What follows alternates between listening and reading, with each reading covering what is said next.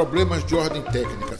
Cortaram o nosso áudio, mas felizmente retornaram com o áudio. Não é costume que tal fato aconteça, mas está aí o problema. O professor desculpou a gente e vai voltar trazendo a sua opinião. Professor, o senhor pediu desculpas e disse que não aceitava o que foi dito aí ontem na imprensa nacional a respeito de que as enchentes aqui do Madeira são causadas, me parece que lá pelo altiplano boliviano. E aí o senhor começou a dissertar, dizer a sua opinião. O senhor continua que Porto Velho, o senhor está com calculadamente 100 mil pessoas lhe assistindo agora. E eu creio que eles não vão querer fazer essa decepção cortando nosso sinal novamente, porque a gente detecta quando isso acontece. Então, volte a dar as suas informações, professor. Leciona para nós essas informações. Então, eu estava comentando a respeito da estação, né, que nós estamos, ou seja, a estação sempre tem aquela perspectiva de lugar que você para, no lugar que você aporta, né? Eu, por exemplo, já aportei em Porto Velho, Rondônia, há 24 anos, estou aqui na universidade desde 1990, e desde há muito tempo tenho trabalhado na perspectiva de transformar a informação para levar à sociedade, de modo que a sociedade possa entender aquilo que nós estudamos, nós fomos formados para, seja gerar conhecimento, seja também nós formarmos pessoas, né? Por exemplo, eu trabalho hoje com um programa de doutorado e mestrado em desenvolvimento regional da universidade, e lá nós temos alunos de mestrado, alunos de doutorado, desenvolvendo pesquisas nessa linha para Rondônia. Então, eu estava comentando, no momento que o áudio saiu, eu estava comentando que a presidente fez uma afirmação ontem que disse que era um absurdo, abre aspas, né? É um absurdo dizer que os alagamentos são culpa das hidrelétricas. Se a presidente um dia ouvir, sinto muito, presidente, mas a senhora cometeu um erro bastante grave. Eu creio também que a senhora foi informada de que o alagamento não é culpa da hidrelétrica, só que não disseram para a senhora que você tem um tipo de alagamento abaixo e você tem um tipo de alagamento acima. Esse alagamento abaixo da barragem realmente não tem relação com a hidrelétrica. Por quê? Hoje nós temos aí em torno de 54 mil metros cúbicos de água descendo no Madeira, ou seja, são em torno de 54 mil caixas d'água enchendo a cada segundo. Esse é o volume de água do Madeira. É uma quantidade de água muito grande. Ou seja, é um rio muito caudaloso, como foi comentado pelo Zé aqui, né? É um rio muito caudaloso, é um rio de importância fundamental, é um rio ainda em formação, né? Isso é dito pelos hidrólogos, que o rio Madeira é um rio em formação, tanto que ele carrega uma quantidade de particulado tão significativa que metade de todo o particulado do rio Amazonas é resultado do Madeira, né? Entretanto, isso hoje a gente tem uma realidade diferente. Mas voltando ao assunto do alagamento, eu queria destacar, já disse que a presidente cometeu aí um equívoco, né? Talvez tenha sido uma resposta que as hidrelétricas gostariam de dar, mas não tiveram coragem de dar, então disseram, botaram na boca de algum assessor da presidente para que ela falasse isso, mas isso é realmente um absurdo. Então você tem o alagamento abaixo e o alagamento acima. O alagamento abaixo, como eu comentei, ele não tem relação com a hidrelétrica. O alagamento acima tem 100% de culpa das hidrelétricas.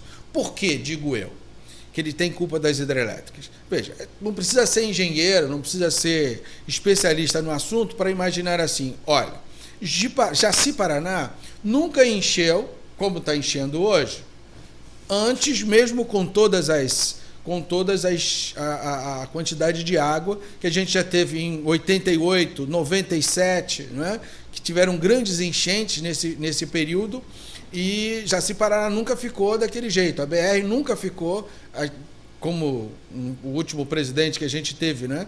Nunca na história desse país nós tivemos uma interrupção da BR-364, deixando o Acre absolutamente isolado, deixando localidades aqui de Rondônia isoladas, por exemplo, o caso de Guajará-Mirim, o caso de Nova Mamoré, né? Estão isolados porque a BR a 425 também está interrompida. E aí não precisa você ser especialista, vai dizer, olha, se antes você não tinha isso, agora você tem, a culpa é de quem? Né? Ou seja, a culpa só é da hidrelétrica. Mas acho que tem uma outra questão importante de erro de engenharia cometido pelo consórcio, e aí eu já vou tentar explicá-los por que esse erro de engenharia foi cometido, né? Existe um dado importante, que é o dado de quando você tem uma barragem, você tem uma elevação atrás da barragem, ou seja, a montante da barragem, você tem uma elevação da quantidade de água chamada de curva de remanso. Os hidrólogos falam isso com bastante evidência, com bastante certeza. E aí, os hidrólogos calcularam que essa curva de remanso é de 2 metros. E essa curva de remanso é que está causando o alagamento de Jaci-Paraná, o alagamento da BR e de outros pontos da BR também. Aí você me pergunta, mas o que significa essa curva de remanso? Essa curva de remanso, só para fazer uma figura de linguagem, uma explicação, não é? Uma explicação sobre como é que aparece essa curva de remanso. Vocês já andaram de ônibus, já andaram... E aí, quando o ônibus está muito cheio, né? Lá no Rio de Janeiro, quando eu era jovem, andava muito de ônibus lá, o motorista dizia que era freio de arrumação. O que significava o freio de arrumação? O ônibus muito cheio, o motorista freava forte, ia todo mundo para frente, depois voltava, né? Esse voltar é que significa a curva de remanso, né? Ou seja, a água que vem com a quantidade extremamente grande de volume de água, né? Como eu comentei agora, 54 mil metros cúbicos por segundo de água. Há uma diminuição de velocidade na barragem, o que significa? A informação de que lá na frente tem uma diminuição de velocidade, há uma elevação para trás, que como se fosse uma onda, né? Eu chamo de crista, como se fosse a crista de uma onda acima do nível, né? E aí você diz assim, mas como é que é explicável ter o alagamento em Jaci-Paraná? O alagamento em Jaci-Paraná é resultado disso, né? Por quê? O nível do lago em Jaci-Paraná é o nível do lago aqui da barragem, né? Entretanto, com essa elevação, jogou água para cima da estrada e jogou água para outros lugares também. Mas aí, eu quero que vocês pensem, os telespectadores, pensem numa questão importante, né? Desculpa esse meu palavreado professoral, porque professor tem essa mania de tentar explicar, não é? E aí, assim, mas por que você tem uma quantidade de água chegando em Jaci-Paraná? Eu sou tentado a dizer e tentado a afirmar que é isso erro de engenharia. Por que erro de engenharia?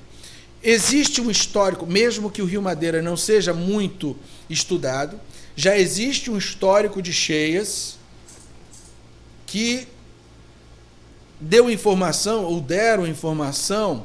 para dizer, olha, em determinado momento a água chega a 40 mil metros cúbicos por segundo, sobe tanto. Em outro momento chega a 50, sobe tanto. Outro momento a 54, sobe tanto. O que o consórcio deveria ter feito? Ou os consórcios deveriam ter feito? Os consórcios deveriam ter construídos impedimentos para a água não alagar os pontos que eles sabiam que iam alagar. Aí eu respondo, eles não fizeram para diminuir custo.